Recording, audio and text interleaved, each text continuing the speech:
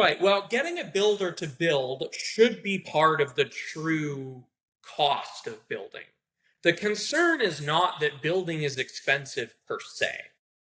The concern is that the private cost that people bear of building is distorted upwards. So if it is just hard to get people to come out to a construction site and work in the sun, and it is just expensive to get wood and metal and so on out there with them, then housing should be expensive because it's hard to make. It just is expensive to society. That's part of the true cost of housing. But if it's expensive because you have to pay your lawyer to go and talk to a bunch of bureaucrats for 3 months before you can even bring someone out to build anything, that's an that's an artificial reason why it would be expensive. And so we don't want that.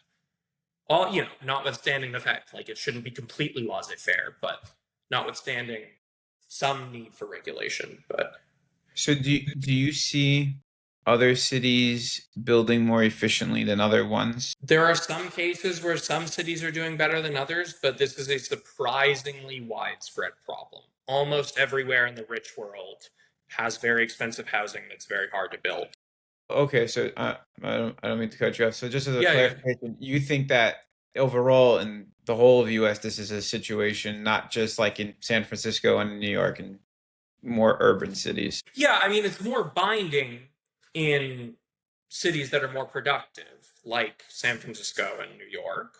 But to a degree that's actually quite surprising, this is a worldwide problem. It's very expensive in London. It's very expensive in Melbourne. It's very expensive in Toronto.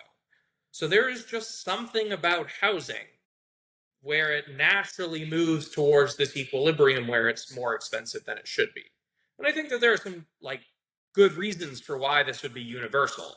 So the people who benefit from housing remaining expensive are the incumbents, and it's easier for them to organize.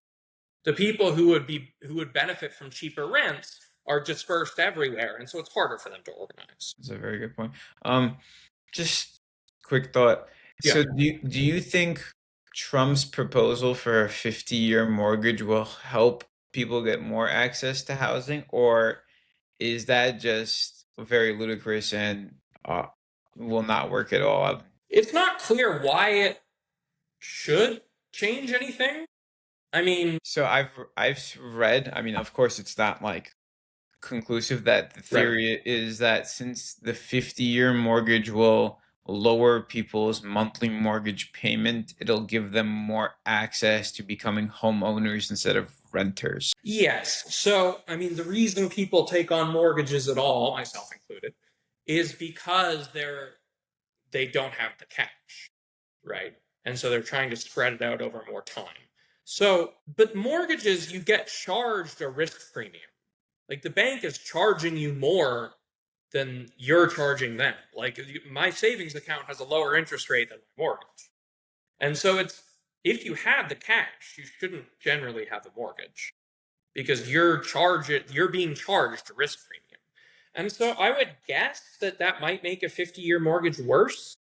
And so yeah, it would offset people are spreading it over more time, which is a problem insofar as they're illiquid, but they might be paying more overall as a result. So it's not really clear if it's beneficial. And I think plausibly, just given the power of compounding, my bet would be that it's not beneficial.